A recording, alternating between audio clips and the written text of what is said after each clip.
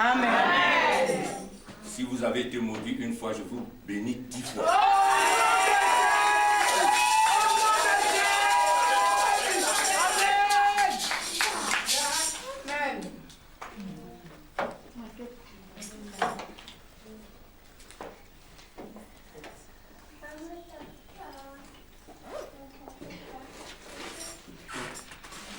Frères et sœurs, quand le pasteur m'a demandé de pouvoir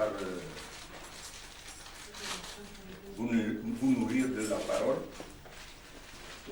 je ne savais pas quel sujet prendre, quel thème prendre. Il a prié pour moi, j'ai aussi prié, mais je n'ai pas trouvé de thème. Mais l'Esprit m'a dit, le message que je vais donner, chacun de vous va donner son thème, selon ce qu'il aura compris dans le message. Amen. Frères et sœurs, vous savez que on va pas toujours revenir à la Genèse, mais vous savez très bien que quand Dieu a créé Adam et Ève, il leur a mis dans un jardin.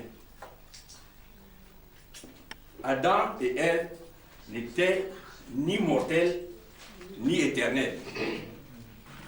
Et Dieu avait créé 2 lois. La loi de la vie et la loi du péché. Donc le péché, c'est une loi divine. C'est une loi divine. Mais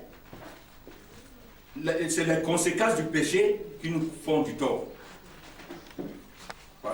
Parce que la loi étant là, un interdit, quand tu violes la loi, tu as des conséquences. C'est comme on te dit, ne viole pas, ne passe pas au feu rouge. C'est pas le feu rouge qui est péché, c'est un interdit. Mais quand tu violes, tu as péché. Amen. Donc, nous allons prendre dans Genèse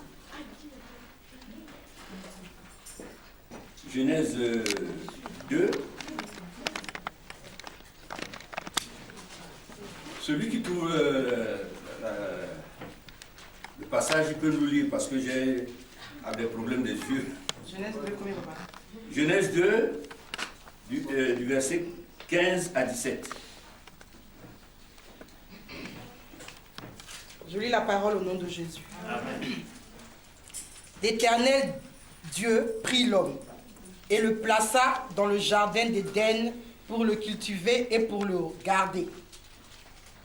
L'Éternel Dieu donna cet ordre à l'homme.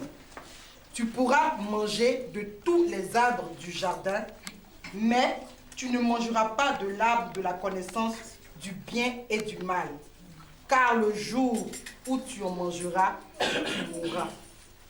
Amen. Amen. Voilà. Dieu a créé l'homme. Il lui a donné des principes. Il lui a donné des principes. Tu ne mangeras pas le fruit de cet arbre. C'est une alliance que Dieu a créée, a fait avec l'homme. Il a fait l'homme à son image. Il a fait l'homme à son image parce que nous sommes des dieux sur terre. Frère, vous êtes des dieux sur terre. Amen. Et Dieu ne peut pas intervenir ici sur terre tant que vous ne lui avez pas donné l'autorisation d'intervenir. Parce qu'il serait dans l'illégalité. Nous sommes des rois ici. Mais nous sommes là pour communier avec lui.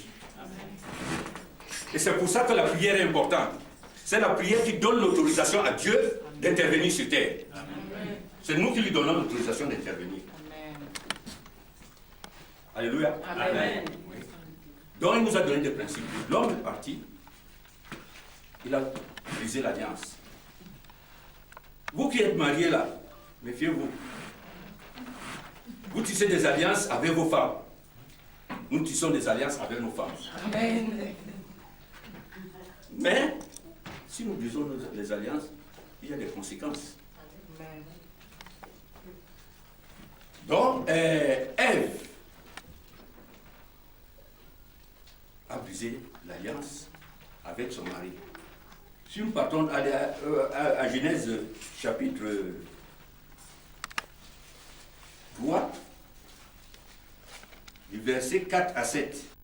Il connut qu'ils étaient nus, et ayant conçu des feuilles de figuier, ils s'en firent des ceintures. Amen. Amen. Alléluia. On dit que alors le serpent vint. Est-ce que si on prend plus haut, c'est pas le serpent qui est venu vers Ève. C'est Ève qui est allée auprès de l'arbre. Ève est partie auprès de l'arbre. Parce qu'on n'a pas dit que Ève parta. Oui, voilà. Mais il était auprès de l'arbre et c'est là où le serpent lui a parlé. C'est là où le serpent lui a parlé. Elle était déjà tentée au vu des yeux. De la bonté. Voilà. Et c'est là où elle a ouvert les portes au diable et le diable est entré. Frères et sœurs, nous sommes responsables de nos problèmes sur terre. Nous ouvrons trop de portes aux gens et nous parlons des démons. Surtout nous les Africains, la sorcellerie. Là où il y a les ténèbres, quand la lumière arrive, les ténèbres s'effacent. Amen, papa. Les sorciers ne peuvent nous rien faire. Amen. Parce que nous sommes des dieux sur terre. Amen. À partir du moment où on est des enfants de Dieu, dès qu'on arrive, les sorciers fuient. Alléluia. Je ne sais pas pourquoi nous, chrétiens, nous n'avons pas la victoire. Mais la Bible peut nous dire pourquoi nous n'avons pas la victoire. Les hommes du monde ont des victoires sur nous. Mais nous, en tant qu'enfants de Dieu, on n'a pas de victoire. On est malade, on pleure. On n'a pas d'argent, on pleure. On pleure. Ah, mais pourquoi? On n'a pas d'enfant, on pleure. Hein? Pourquoi? Il y a des personnes qui viennent à l'église des années durant, sans progrès. Pourquoi? C'est ce que nous avons essayé de voir, de comprendre le pourquoi. C'est pour ça que nous irons dans Jean chapitre 3, au verset 16.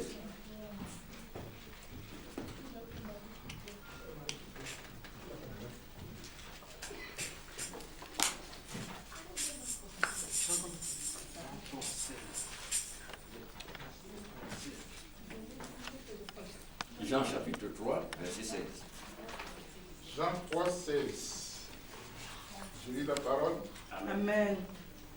Car Dieu a tant aimé le monde qu'il a donné son Fils unique, afin que quiconque croit en lui ne périsse point, mais qu'il y ait la vie éternelle. Amen. Son Fils. Comment il est venu? Comment il est venu? Les gens du monde là qui disent que Dieu n'existe pas. Dieu est le premier qui a créé la conception in vitro. Amen. Amen. Jésus est venu par conception in vitro spirituelle. Amen. Amen, mais c'est vrai en plus. Et les gens du monde, les docteurs, les machins, les intellectuels, ils disent que Dieu, Dieu parle de Dieu, ils disent non, qui est Dieu? C'est Dieu qui nous a donné cette connaissance, qu'il puisse, qu'il leur a donné la révélation. Amen. De découvrir ce que c'est que la conception in vitro, parce que lui-même sait ce que c'est. Amen. Voilà. Donc, il a envoyé ce coup. Il s'est fait homme. Il est entré dans le ventre de Marie. Il s'est fait chair. Parce que il voulait être un homme pour nous tirer de là de là où on est tombé, pour nous redonner une nouvelle vie. Amen. Amen. Est-ce que je me fais comprendre? Amen. Dites Amen pour que Dieu amène.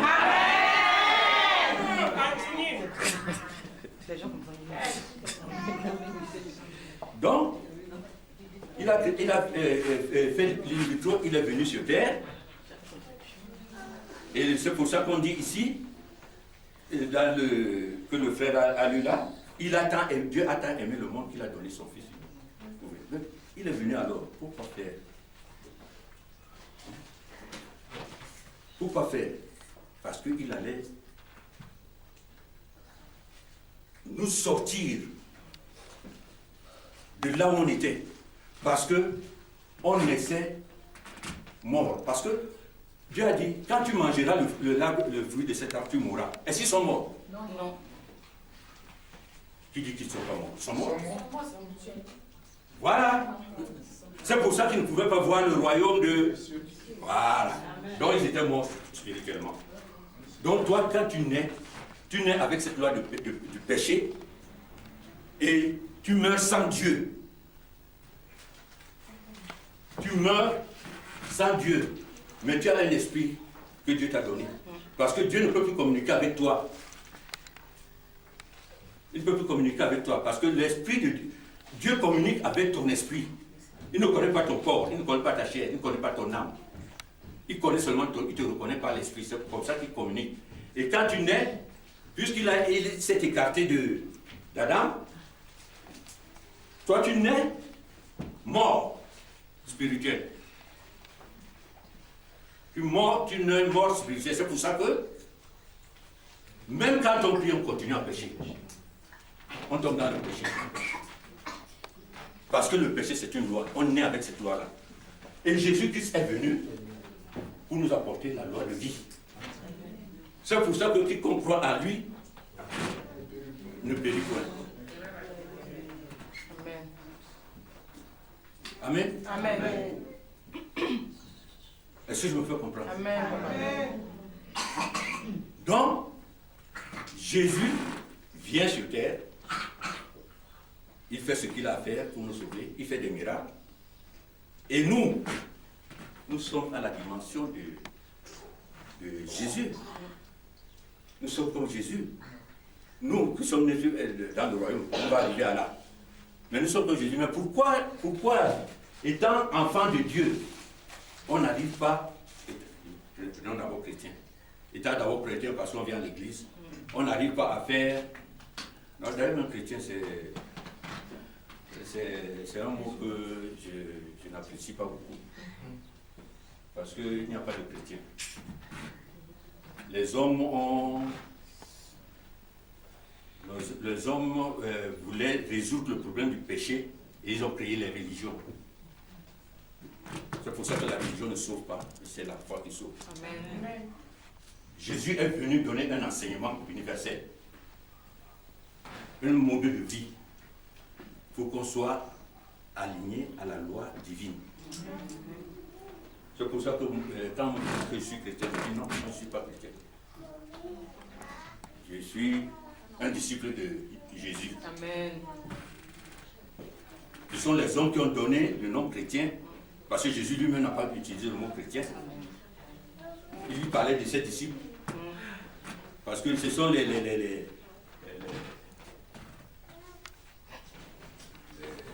Italiens, les Romains qui ont apporté chrétien, parce qu'ils voulaient, ceux qui suivaient Jésus, il fallait leur donner un nom.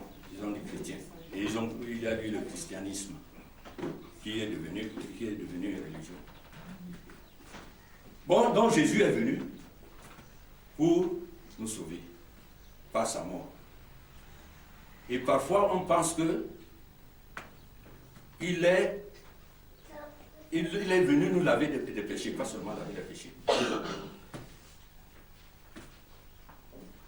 Jésus est venu ôter nos péchés. Jésus est venu ôter nos péchés. Il n'est pas venu laver. Parce que quand on lave, ça tombe toujours ça. Amen. Quand tu laves les habits, ton toujours ça. Il a ôté, il les porte. Il les porte. Amen, papa. C'est pour ça que moi je ne demande à Dieu de pardonner mes péchés. Parce que Jésus les porte.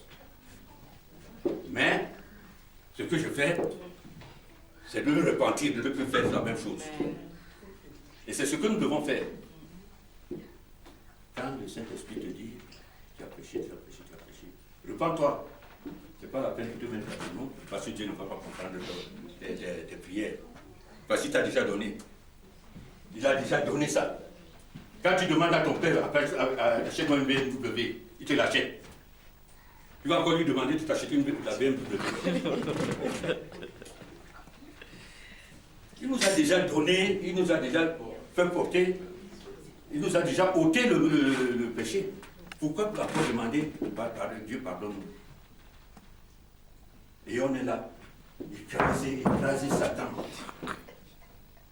Tu chantes ça, mais tu ne sais pas tu ne sais pas ce qui peut t'arriver après.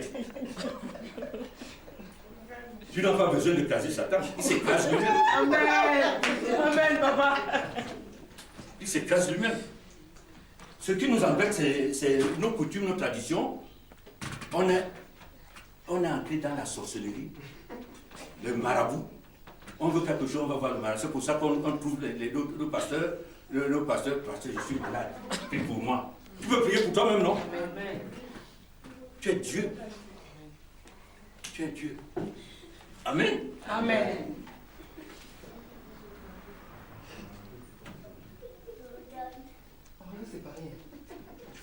Donc, Jésus étant venu alors, il a ôté nos péchés. Amen. Pour que qui croit en lui soit sauvé. Mais, qui ne croit pas en Jésus?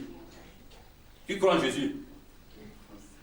Mais est-ce qu'on est sauvé? Hein? Oui. Mais pourquoi on répond bizarrement comme ça? Oui, je suis sauvé. Je suis sauvé. Moi, c'est moitié.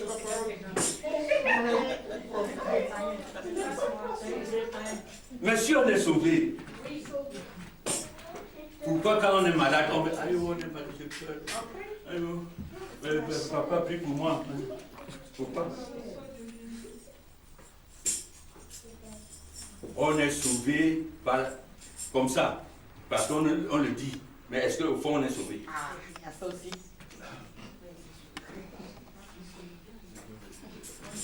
Est-ce qu'au fond on est sauvé? On n'est pas sauvé. Parce que si on était sauvé, la maladie ne te dit plus rien. Amen. Tu es malade, tu dis ça, c'est pour Jésus, c'est pas pour moi. Et ton mental, c'est pour ça que les médecins aujourd'hui, quand tu as un cancer, ils te disent, toi-même tu peux te guérir par les forces positives que tu émets. Tu peux te guérir en pensant positivement. Et ça, c'est Dieu, ça. Mais on ne le fait pas. On est toujours là, abattu. On est abattu. On est malade, on est abattu. On a des problèmes, on est abattu. Alors que nous devons être des comment je peux dire? Des soldats. Des soldats. Amen. Quand on nous voit passer, il faut marcher tête haute. Mais quand tu vois les chrétiens, ils ont même peur de parler ils ont même peur de parler de Jésus. Oui, on est sauvé parce que on dit qu'on croit en Dieu, on croit en Jésus. Mais pour moi, beaucoup d'entre nous ne sont pas sauvés. Les pharisiens connaissaient bien la parole. Il la récitait. Il la récitait. Mais ils connaissaient bien la parole. Ils savaient que Jésus était venu. Mais ils n'ont pas cru. Il y a beaucoup de pharisiens aussi qui croient qu'ils sont sauvés. Dans l'église, ils ne sont pas sauvés. Alléluia. Amen. Nous allons voir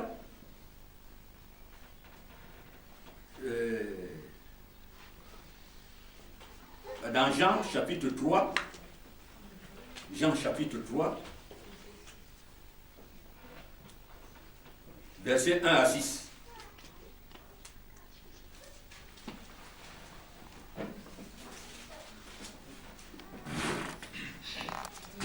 Jean 3, 1 à 6. Mais il y a eu un homme d'entre les pharisiens nommé Nicodème, un chef des Juifs, qui vint lui auprès de Jésus de nuit et lui dit: Rabbi, nous savons que tu es un docteur venu de Dieu, car personne ne peut faire ces miracles que tu fais si Dieu n'est avec lui. Jésus lui répondit: en vérité, je te le dis, si un homme ne naît de nouveau, il ne peut voir le royaume de Dieu. Amen. Nicodème lui dit: comment un homme peut-il naître quand il est vieux? Peut-il rentrer dans le sein de sa mère et naître? Jésus répondit: en vérité, je te le dis, si un homme ne naît d'eau et d'esprit, il ne peut entrer dans le royaume de Dieu. Ce qui est né de la chair est chair, et ce qui est né de l'esprit est esprit. Amen. Je vous repose la question. Qui est sauvé?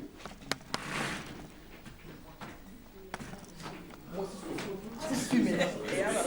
C'est sûr maintenant. C'est sûr maintenant, papa. N'est-ce pas? Amen. Hein? Donc, voilà Nicodème, un docteur de la loi, qui maîtrisait la loi. Qui demande à Jésus: est-ce que comment un vieux peut entrer dans le ventre de sa mère pour être né de nouveau? Jésus dit: pour voir le royaume des cieux, c'est-à-dire naître dans le royaume des cieux, il faut être d'eau et d'esprit. D'eau et d'esprit. C'est-à-dire tu dois marcher selon l'esprit. Tu dois voir selon l'esprit et non selon la chair. Quand tu pries, on te téléphone, tu prends le téléphone. Allô? Ça, c'est la chair, ça. Quand tu as faim, tu dis: ah, j'ai faim, je vais d'abord manger, alors que tu es en train de prier. Ça, c'est la chair. Il faut marcher selon l'esprit. Et il faut reconnaître Jésus comme ton sauveur. Et dès que tu reconnais Jésus comme ton sauveur, frères et sœurs, l'Esprit Saint vient en toi. Et il demeure en toi. Amen. Et nous sommes plus forts que les Moïse, les Abraham, les David, de tout ce monde-là. Ils nous admirent. Et nous ne faisons pas des exploits comme eux. Pourquoi?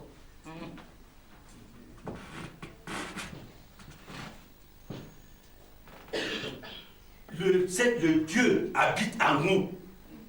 Dès que tu reconnais Jésus comme ton sauveur, l'Esprit vient s'installer. Tu n'as pas besoin de le ressentir. C'est un fait. C'est un fait. Mais tu vois certains pasteurs, au nom de Jésus, les gens tombent. Ils croient que c'est l'onction, c'est la puissance. Non. Il suffit que tu crois, tu acceptes Jésus comme ton sauveur. Tu es né d'eau et d'esprit. Tu es né dans le royaume. Tu es né de nouveau. Une nouvelle génération d'hommes nés. Et comme par Adam, on a la loi du péché. Par Jésus, on est par la loi de la vie. Mais maintenant, le pouvoir de Dieu en nous, mais comment on n'agit pas? Qui a déjà réveillé un cadavre depuis que nous sommes là?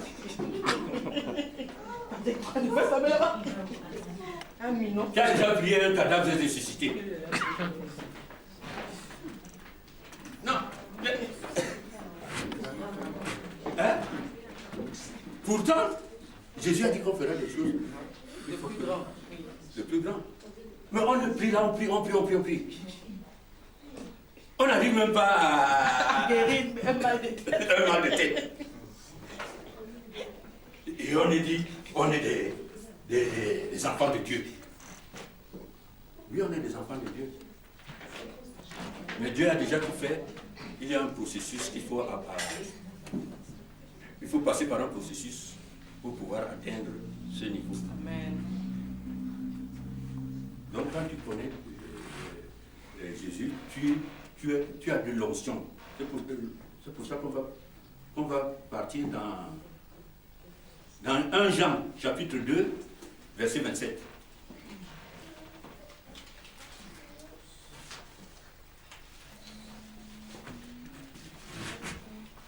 « 1 Jean, chapitre 2,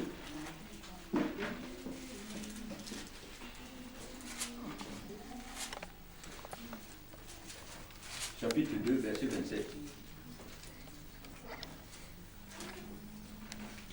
1 Jean 2, 27.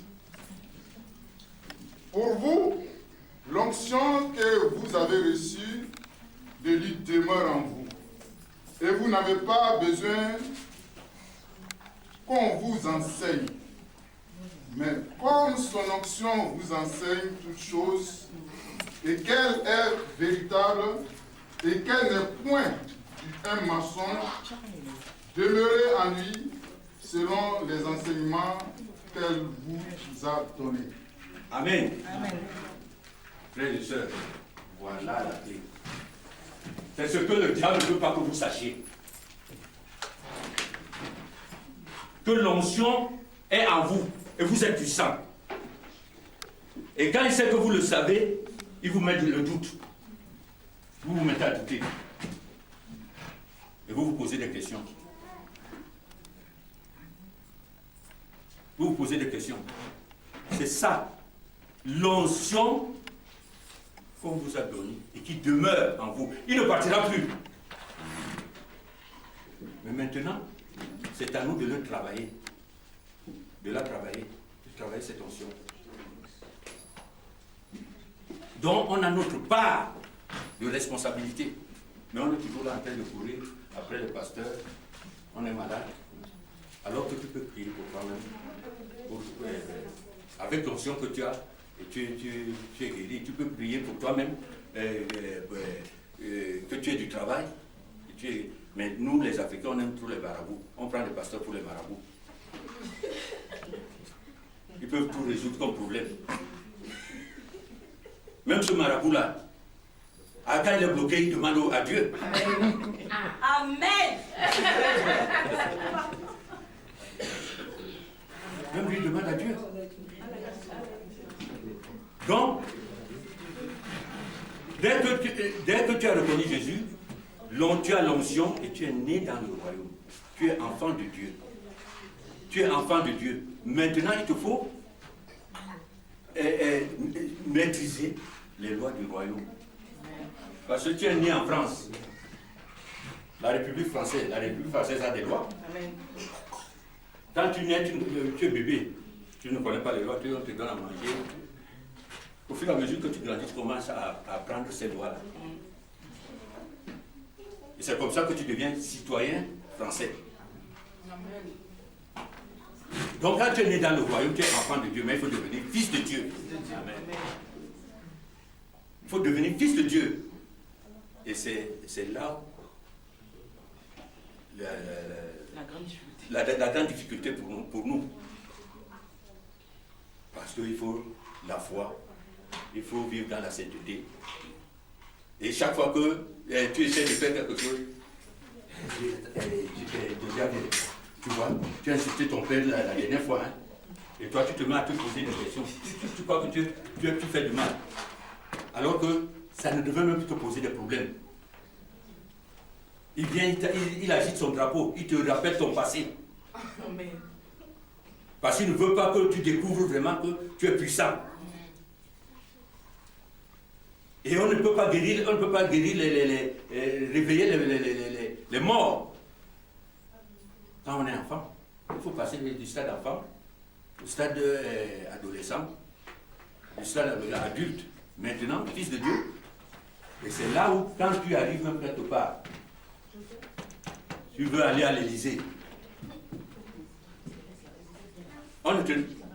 Tu passes, on ne te demande même pas ta carte d'identité. Parce que c'est les anges qui dégagent. Amen. Qui dégagent la route pour toi.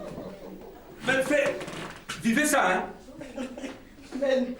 Si vous ne vivez pas ça maintenant, là, c'est fini pour nous. Il faut vivre ça. Il faut agir comme ça. Et c'est comme ça que même tes adversaires vont commencer à s'écarter quand tu arrives quelque part.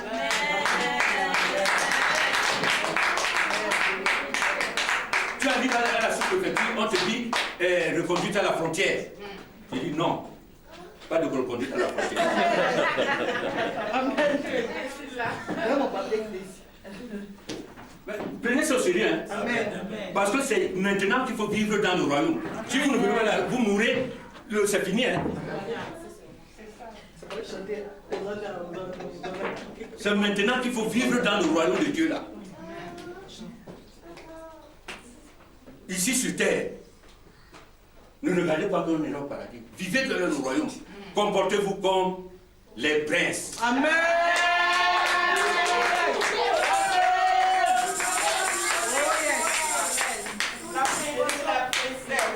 Moi j'ai été Philippe Adam, je suis Philippe Christ. Amen. Je suis Philippe Christ. Adam, Philippe pour moi. Parce que les nouvelles choses sont passées. Les anciennes choses sont passées. Toutes choses sont devenues nouvelles. Alléluia. Amen. Donc comportez-vous comme des nouvelles personnes. les Franklin et les Franklin. Amen. Les mamans Naomi Christ. Les papa Picard Christ. On nous comporter comme des papa Picard Christ. Amen. Amen. Donc l'onction là, qui est en nous et qui demeure en nous, il ne partira plus. Il ne partira plus, il demeure. Jusqu'à notre mort. Amen. Jusqu'à notre mort. Mais c'est à nous de découvrir les secrets divins qui nous permettent de devenir enfants, fils de Dieu. Et quand on maîtrise ces choses-là, quand on maîtrise ça, on est puissant. Amen. On peut soulever les montagnes. Amen. On pourra soulever les montagnes, on pourra guérir les malades. Amen. Jésus-Christ, il est mort, il a été enseveli, il est ressuscité.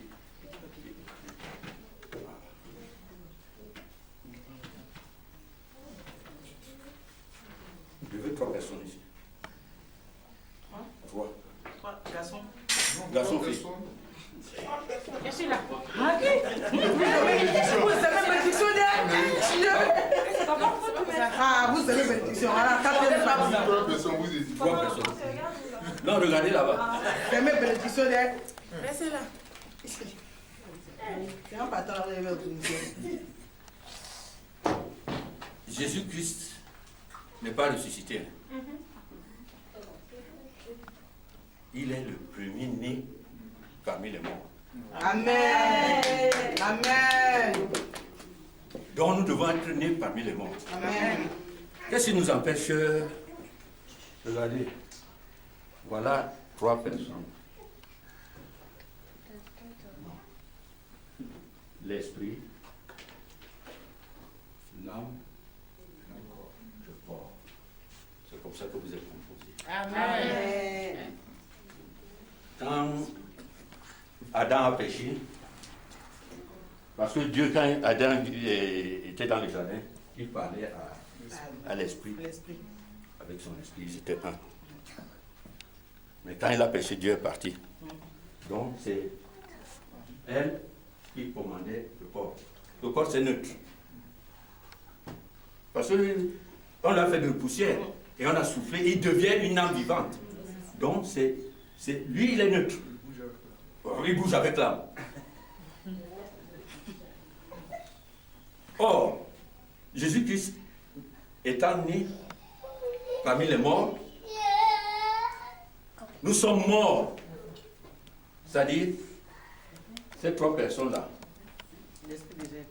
oui, ils sont morts avec Jésus. Ils ont été ensevelis avec Jésus. Et ils sont revenus à la mort avec Jésus. La mort avec Jésus. Donc, Jésus nous a levé le manteau du péché. C'est-à-dire les maladies et tout ça. Il a fait porter ça, il a laissé ça en bas, à la tombe là-bas. Et il nous a fait porter le manteau de vie. Maintenant qu'il nous a fait porter le manteau de vie,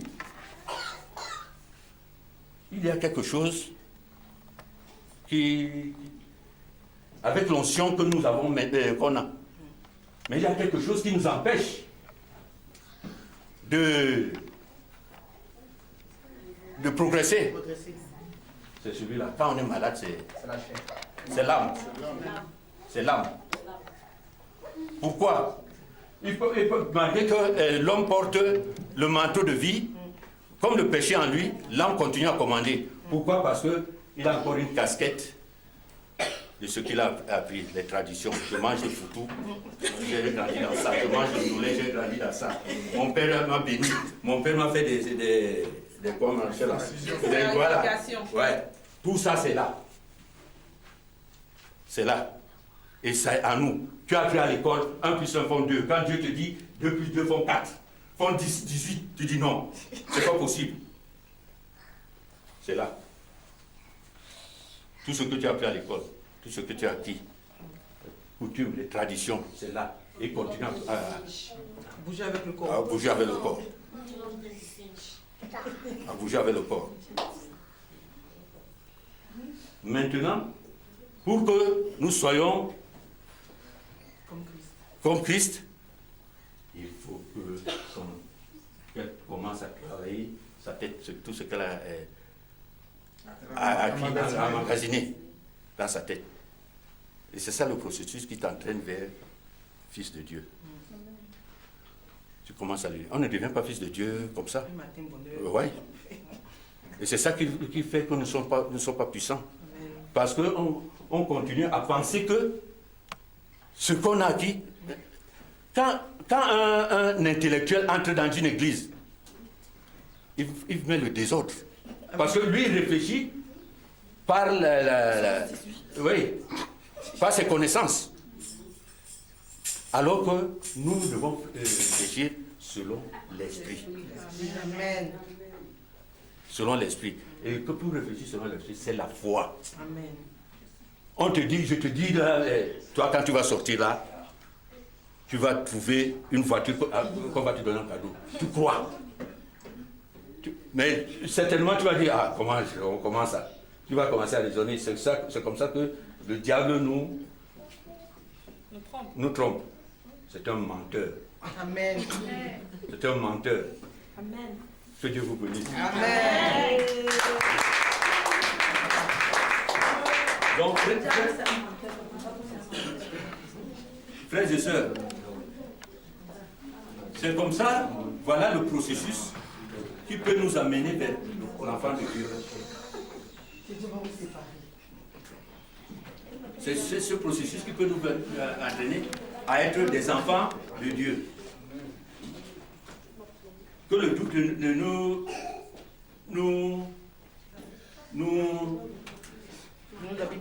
habite plus.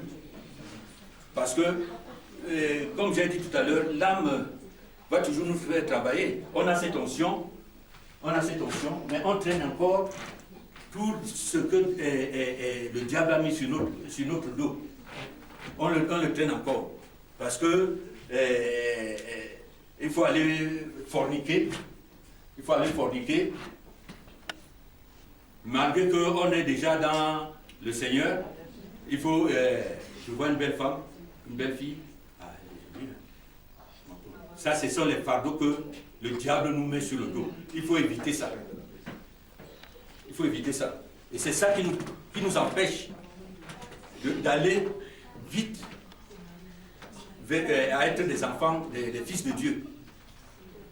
Parce qu'on a, on a l'onction qui est en nous, et même on continue à porter ce fardeau. Il faut briser le fardeau. L'onction là est là pour briser ce fardeau-là, ce jour-là. Amen. Amen, papa. Frères et sœurs, je vous dis, et je vous dis, c'est maintenant qu'il faut voir le royaume de Dieu. Amen. Ça ne nous coûte rien. Ça ne nous coûte rien. Si c'est faux, et que tu l'as fait, tu perds quoi? Tu gagnes quoi? Rien. Mais si c'est vrai et que tu ne l'as pas fait, Ça, tu perds tout. tu perds tout. Tu perds tout. Si c'est faux que tu l'as fait, c'est pas grave. Mais si c'est vrai que tu l'as pas fait, tu perds tout. C'est un philosophe qui a dit. C'est un philosophe qui a dit. Pascal. Ouais. Les gens disent que Dieu n'existe pas. Si tu crois que Dieu n'existe pas, qui te dit de faire, il faut le faire. Si tu vois qu'il existe, tu as gagné. Mais si tu vois qu'il n'existe pas, tu n'as rien perdu. Tu n'as rien perdu. Autant mieux le croire. Au moins de 7. Autant mieux le croire. Amen. Parce qu'à la fin de compte, si c'est vrai, tu seras gagnant.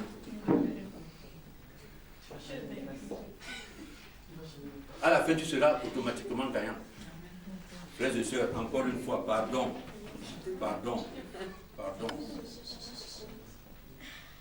Cherchez à voir le royaume de Dieu. Amen. Je sais que vous l'avez déjà vu parce que vous êtes déjà né dans le royaume. Et Satan ne peut plus entrer dans le royaume. Il rôde comme un lion. C'est toi, si tu mets le pied dehors, c'est là où il t'attrape. C'est là où il t'attrape. Donc, que les soucis, le stress, tous les maux de ce monde ne vous accablent plus. Amen. Parce que Jésus-Christ est mort et il nous a déjà fait porter le manteau de toutes les bénédictions. C'est à nous maintenant de travailler. C'est à nous maintenant de Dieu n'agit pas comme ça. C'est toi qui lui donnes l'ordre. Parce que si Dieu il avait la possibilité, il était illégal, il aurait tué Satan. Il aurait tué Satan. Il ne l'a pas tué. Mais parce que ce Satan même aide Dieu à convertir ses âmes. Parce que quand tu as déjà vraiment souffert, tu dis non, c'est seul Dieu qui peut me faire régler ma situation. Donc, Dieu, c'est toi qui appelles Dieu. C'est toi qui appelles Dieu. Tu lui donnes l'ordre, l'autorisation de venir te secourir, de venir t'aider. Parce qu'il ne peut pas intervenir dans ta vie. Il nous a créés libres. Tu as le choix. Il nous a donné les principes de vie. Et si tu suis ces principes, tu es gagnant. Amen. Comment se fait-il que les rosicruciens, les francs-maçons, ils suivent la loi du diable?